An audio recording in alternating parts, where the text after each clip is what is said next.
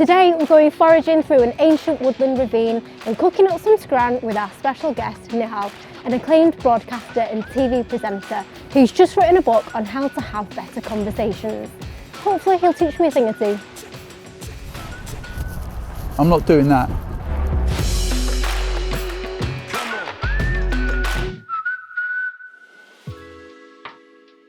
Hello! Hey Hannah. What's up? You okay? How are you? Oh wow, what a place. Little quaint little station. Gorgeous, the isn't home it? of Brindleford Natural Spring Water. So this is in the Hope Valley. Oh, and okay. yeah, so Brindleford train station. So we'll start our walk and we'll go through Padley Gorge. Okay. So yeah, are you in Cool. for a treat? Let's go. Yeah. No, I'm totally up for it. This is so cute. It's gorgeous, isn't it? Yeah. My God. Look at you. You're just like, it's like ballet for you. I could be a mountain goat in my other life. I know, right? So we've got a bit of a treat for you. Okay. Is it a kebab? Possibly. Okay. You could maybe call it a mushroom kebab. A mushroom kebab. All right, I'm good with that. So Nihal, this year marks your 20th anniversary working for BBC. Yeah, I know. Quite extraordinary because I came to Radio 1 quite late. I was in my early 30s by the time I joined Radio 1. Because most people join in their early 20s. Yeah, looking back on it, it changed my life. Like, it really did. And I think that if I had known how much it would change my life, those auditions I did, I just would have failed miserably. Because, you know, you have to go into these things with a certain amount of whatever. Yeah, because sometimes otherwise, it's just too much pressure. Yeah, that's the point, Hannah. takes Yeah, away. absolutely that. It's just too much pressure. You've interviewed hundreds and hundreds of people. Have you got one that you really hold close to your heart? Before, when I was a journalist, I interviewed two rappers, Method Man and Redman, who were very, very famous guys.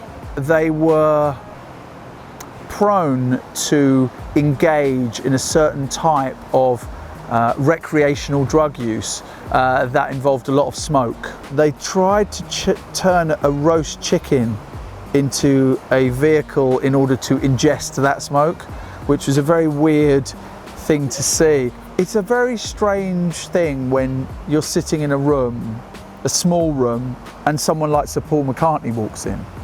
And you know that for the next hour, it will just be you and one of the most famous people on planet Earth, a Beatle for crying out loud, is sitting in front of you. And you have to stop yourself from kind of going, bloody hell, you're Paul McCartney, right?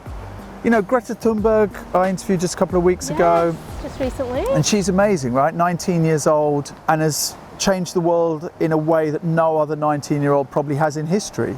Right? Like, it's extraordinary to be around these people and to feel their energy.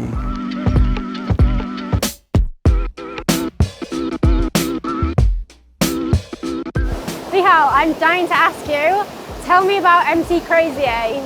MC Crazy A was this kid who was a battle rapper at school and was obsessed with hip hop, obsessed with lyricism, obsessed with poetry, and still to this day, I have a love of hip hop. Just recently, my son and I went to see Kendrick Lamar. I'm a hip hop head. Like, I always will be. Like, I still wear Air Force Ones. I've got a big trainer collection. So yeah, MC Crazy A was like the beginning of that. I loved doing it. Recently, actually, Ramesh Ranganathan and me, we've been talking about, should we do like a joke, kind of middle-aged rap collaboration, two middle-aged bearded Sri Lankans to do a rap album. The thing is with rapping, especially freestyle, lots of people talk about freestyle, but freestyling is actually from the top of your head. So you have to look around you and quickly rap if you're battling someone. So, okay. Out in the countryside, believe, surrounded by the trees, the branches and the leaves. Here we are, don't call me dumb. They call it fall in America, but here it's autumn. Not quite winter, not quite there. Still out here, trying not to stare at all this beautiful countryside that surrounds us.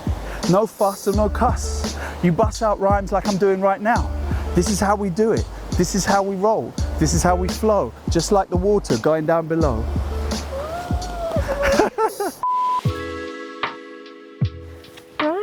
So I hope you're hungry. Yeah, listen, after that walk up, yeah, definitely. So Jim's waiting for us up there and he's been foraging. Oh, brilliant. So another steep gradient to climb. But there's a That's what I reward at the wanted. top. Yeah. There's food. A reward. Good. Forage to reward.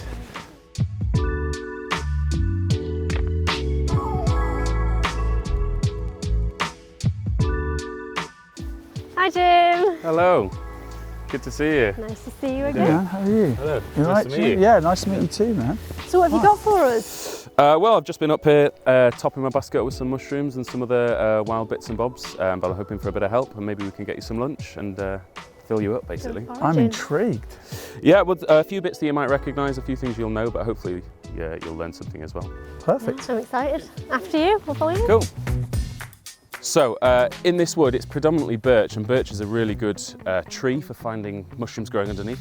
So as it happens, you can see we've got mushrooms growing here. Now these are called wood bluets. Yes. Wood bluets are really, really popular. They get used in French cuisine a lot. They've got a lovely purple colour underneath, as you'll see in a second. And they smell a bit like Earl Grey tea. They've got a really perfumed nature to them. wow. Again, they're another really good edible one. So I'm just going to pick this one very carefully, pulling it up from the ground nice and slowly. And you can see underneath it's got this beautiful purple colour, especially where I've rubbed against it. Yeah. It does need a little bit of tidying up, but we'll tidy that up and pop it in our basket.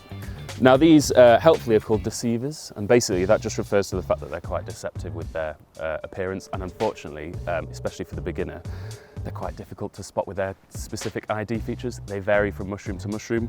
They might not look like much from there, but when you cook them up, they'll crisp up quite nicely.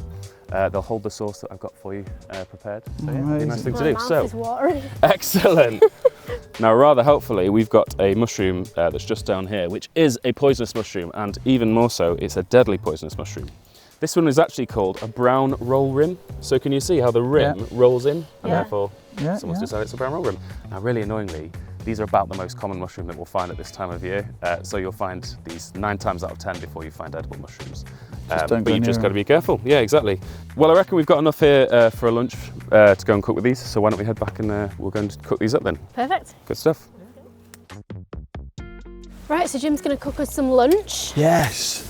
And I believe you were on MasterChef. Yes, I foolishly volunteered. I just didn't take it very seriously. I was like, oh, okay. So in the first round, whenever you do a game show, and I've done lots of game shows, the thing is, don't go out first. That is the one rule. Like, do not get knocked out before anyone else. And I didn't, but I did go out in the second round. Those two were a bit weird though. Really? Yeah, like Why? they were just a bit weird because for them, it's a factory line, right? Like they do so much of it that you're just some person that some celebrity booker has decided, yeah, we'll get them on.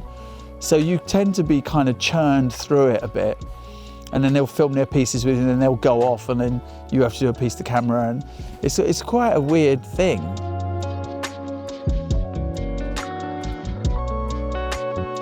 There we are, guys. One for you. One for you. you. Wow, There we go. dude. Oh, that looks so pretty. So we've got the mushrooms that you found, so the bluets and the deceivers, but we've also got some mushrooms that I found, some what they're called wax caps. These are growing around here as This well. is a deceiver, is it?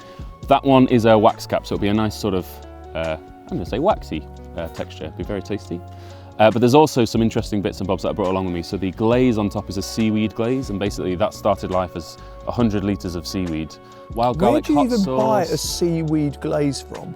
Oh well, this is the joy of foraging. It's all non-shop stuff you can't really buy in the shop. Basically, it's things that are exclusive to the wild. That's the whole point of it. But you can find seaweed across the UK shore, and a good little secret for you is that all UK seaweed is edible.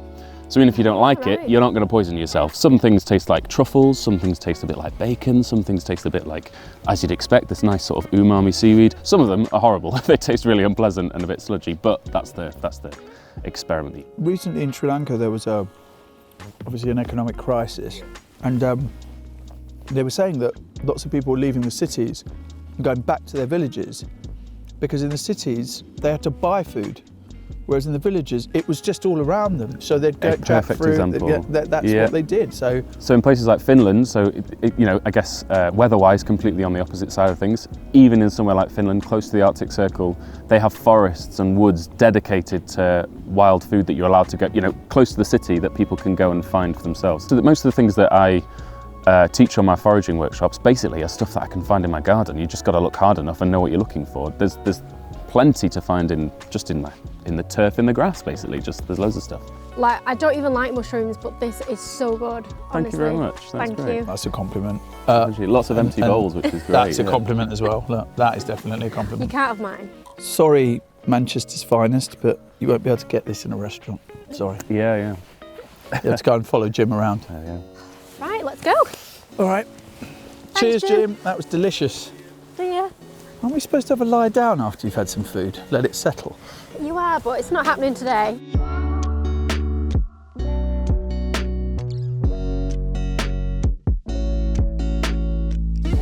Right, so this is our next stop. Okay. Up there. What do you mean up there? That's the next surprise.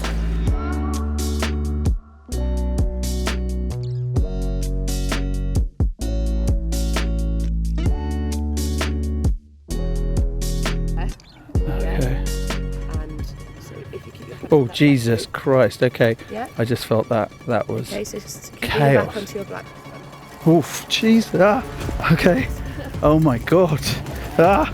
Okay. You can let your feet dangle below you. Right, let's just do this. Right, what are we doing? Right, Nihal, ready? Oh yeah, thanks for this. Come out and have a walk, she said. Eat some wild mushrooms, she said. Hang Well, off look a at the bloody view. rock, she didn't say. Thanks, You'll Hannah. thank me later. Yeah, I will. Right, we're going. Let's go. So, come here often. Oh, you know, every other Saturday. Oh, were you jumping? Should we both jump? This is the right core workout.